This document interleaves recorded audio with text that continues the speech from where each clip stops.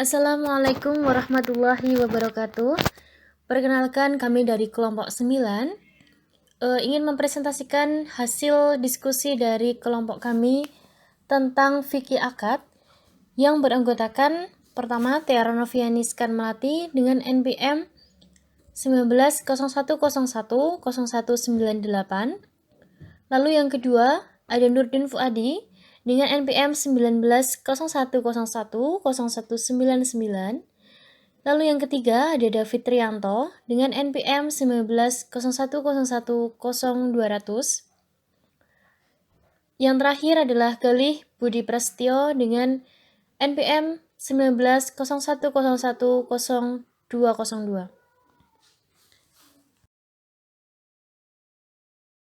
Pembahasan yang pertama ada definisi akad.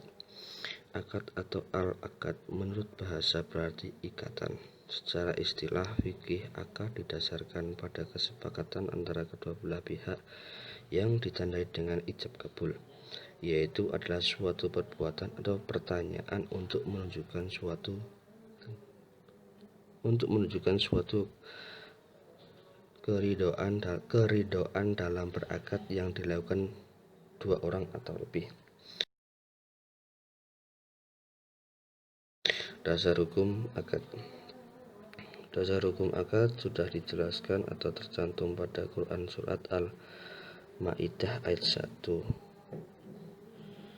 yang berbunyi seperti ini. Artinya, hai orang-orang yang beriman, penuhilah akad-akad itu. Dihalalkan bagimu binatang ternak kecuali yang akan dibacakan padamu, yang dengan tidak menghalalkan berburu ketika kamu sedang mengerjakan haji. Sesungguhnya Allah menetapkan hukum-hukum menurut yang dikehendakinya.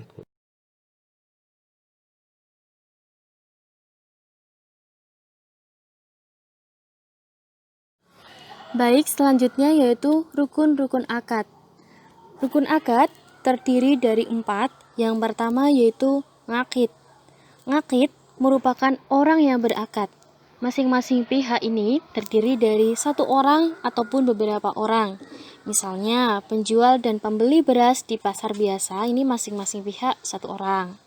Ataupun ahli waris sepakat untuk memberikan sesuatu kepada pihak lain yang terdiri dari beberapa orang.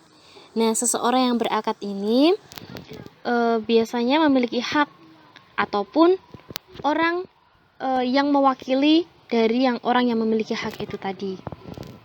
Lalu yang kedua ada ma'qud alaih, yaitu benda-benda yang diakadkan.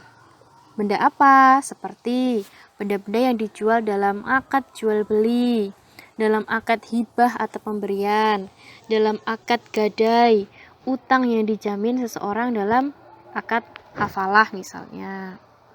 Selanjutnya, rukun akad yang ketiga yaitu ma'udu al-akad, merupakan tujuan atau maksud pokok mengadakan akad. Berbeda akad, maka berbeda juga tujuan pokok dari akad ini. Misalnya dalam akad jual beli, tujuan pokoknya adalah memindahkan barang dari penjual ke pembeli dengan diberi ganti.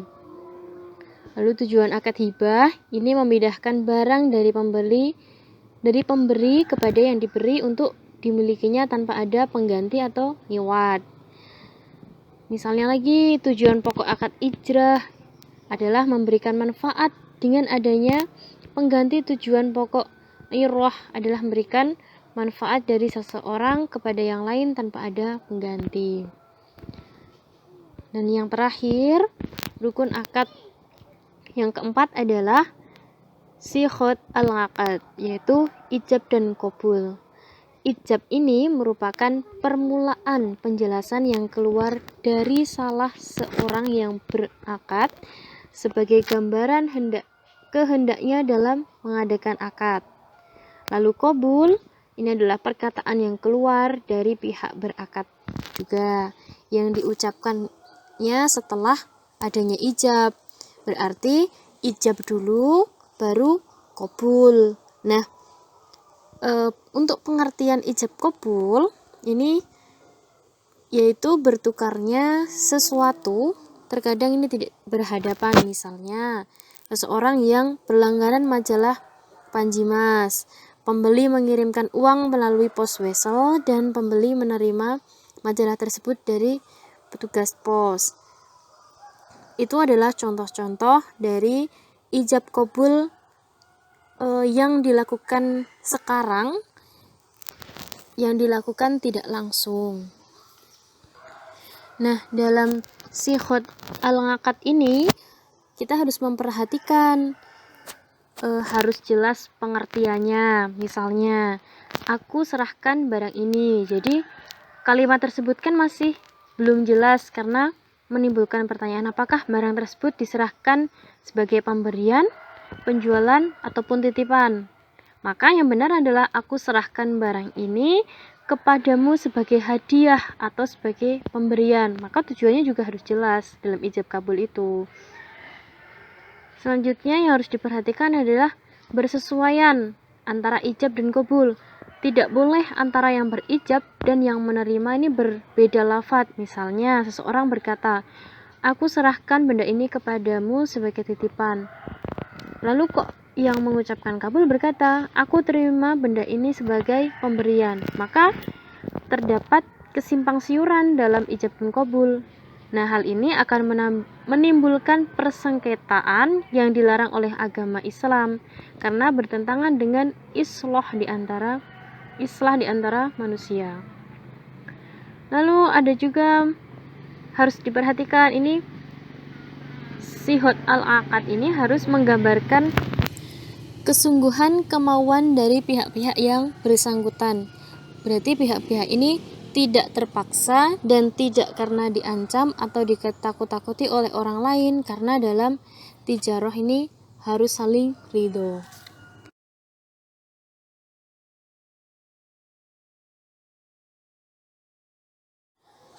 Nah, setelah bahas rukun akad, maka kita bahas macam-macam akad. Macam-macam akad ini dapat kita lihat dari beberapa pandangan, dari beberapa segi. Yang pertama ini ada dari segi sah dan tidak sah. Dari segi sah dan tidak sah ini dibedakan menjadi 3. Ada akad sahih, akad batil, dan akad haram. Akad sahih di sini yaitu akad yang memenuhi rukun dan syarat. Lalu akad batil, akad yang tidak memenuhi rukun dan syarat. Dan akad haram ini makruh, akad yang makruh yang mendekati haram. Lalu macam-macam akad dari segi pemberian nama. Ini ada 2 macam, yaitu akad musamma yang merupakan akad yang diberi nama langsung oleh syariat Islam. Misalnya ba'i, ijaroh, syirkah, qard, hibah. Lalu ada akad khairu musamma yang merupakan akad yang tidak diberi nama oleh syariat. Misalnya akad untuk promosi dan iklan.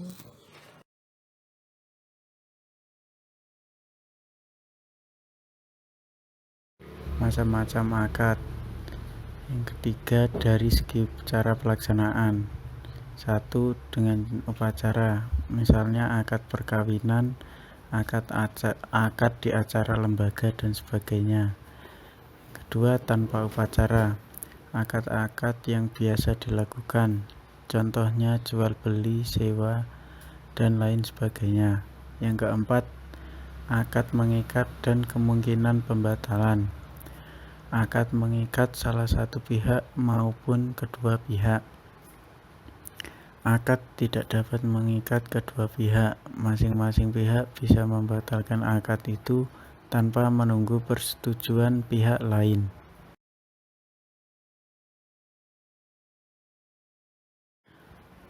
Yang kelima, dari segi tukar-menukar hak. Akad muawadat, masing-masing pihak saling tukar dan saling mengambil dari yang lain, seperti jual beli, barter. Akad tabarruat, pemberian atau bantuan sepihak, seperti hibah. Yang keenam, dari segi pertukaran atau pertanggungan. Akad tabaduli, akad yang di dalamnya ada pertukaran seperti jual beli atau ijarah. Yang selanjutnya akad takafuli, akad yang bentuk dan akibatnya saling menanggung dan menolong, seperti akad dalam asuransi syariah.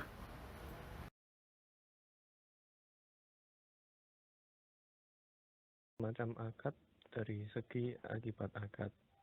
Yang pertama ada akad munjis, akad yang realisasinya dilaksanakan langsung setelah selesainya akad.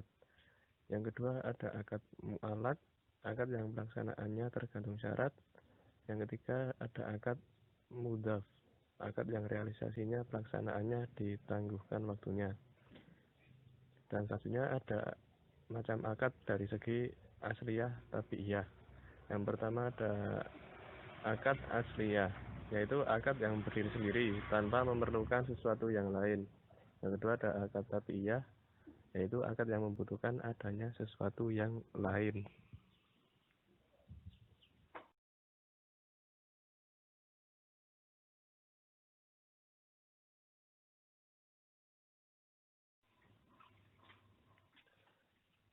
Selanjutnya masih ada macam akad dari segi segera dan keberlangsungan. Yang pertama ada akad fauriyah, akad yang pelaksanaannya tidak memerlukan waktu lama. Yang kedua ada akad istimrar, yaitu hukum akad yang terus berjalan. Selanjutnya ada akad dari segi sifat benda. Yang pertama ada akad ainiyah, yaitu akad yang disyaratkan adanya penyerahan barang. Yang kedua ada akad ghairul almiyah, adalah akad yang tidak disertai penyerahan barang seperti akad amanah dan wakalah. Selanjutnya ada dari segi disyariatkan atau dilarang. Yang pertama akad musyarah, akad yang dibenarkan oleh syariah. Yang kedua ada akad mamnu'ah, akad yang dilarang syariah.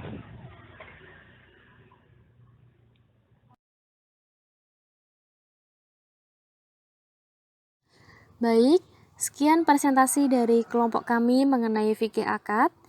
Mohon maaf apabila banyak kesalahan. Kami akhiri. Assalamualaikum warahmatullahi wabarakatuh.